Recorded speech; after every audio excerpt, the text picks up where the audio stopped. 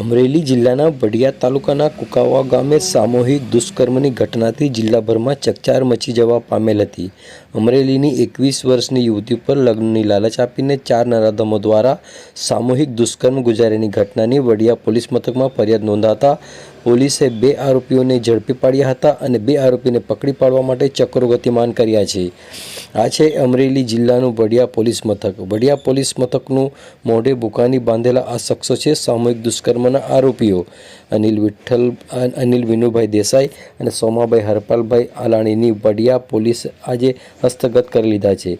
ગઈકાલે અમરેલીની 21 વર્ષની યુવતીને લગ્નની લાલચ આપીને તેના પ્રેમીએ કુકાવા મકાન જોવા બોલાવીને પ્રિતેશ ઉર્ફે પદિયો રસિકભાઈ આસોદરિયા, દંકુરામજી વેકરિયા, પ્રેમી અનિલ દેસાઈ અને સોમાભાઈ આલાણીએ સામૂહિક દુષ્કર્મ ગુજારવામાં આવ્યા હોવાની પોલીસ ફરિયાદ યુવતીએ વડિયા પોલીસ મથકમાં નોંધાતા પોલીસે તાત્કાલિક 2 આરોપીઓને હસ્તગત કરી લીધા હતા અને અન્ય 2 આરોપીઓની શોધખોળ શરૂ કરી દીધી હતી। સામૂહિક દુષ્કર્મની ઘટના ઘટતા અમરેલી જિલ્લામાં ચકચાર મચી જવા પામેલ હતી અને 2 આરોપીઓને હસ્તગત કરી લેતા સામૂહિક દુષ્કર્મ અન્ય 2 આરોપીઓને પકડવાના ગતિમાન ચક્રો તેજ કરવામાં આવ્યા હોવાનું એસટી સેલના ડીવાયએસપી પીઆર રાઠોડે જણાવ્યું હતું। આવો સાંભળીએ આ સમગ્ર ઘટના અંગે ડીવાયએસપી અમરેલીના પીઆર રાઠોડ શું કહી રહ્યા છે, સાંભળો તેઓના મુખે। વડિયા પોલીસ સ્ટેશન વિસ્તારમાં એક ગામમાં એક મહિલાને લગ્ન કરવા બાબતેની લાલચ આપીને બોલાવેલ।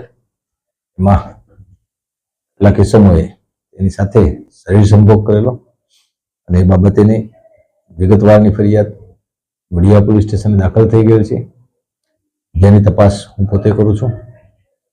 નિયમ મુજબની કાર્યવાહી તપાસના દરમિયાન કરવામાં આવેલી છે। એફએસએલની ટીમનો પણ મદદ લેવામાં આવેલી છે અને આ ગુનાના કામે સંડોવાયેલા 2 આરોપીઓની ધરપકડ પણ કરવાની કાર્યવાહી હાલમાં ચાલુ છે, હસ્તગત કરી લીધેલા છે। એની વિગતવાની કાર્યવાહી કરી એને એરેસ્ટ કરવામાં આવશે।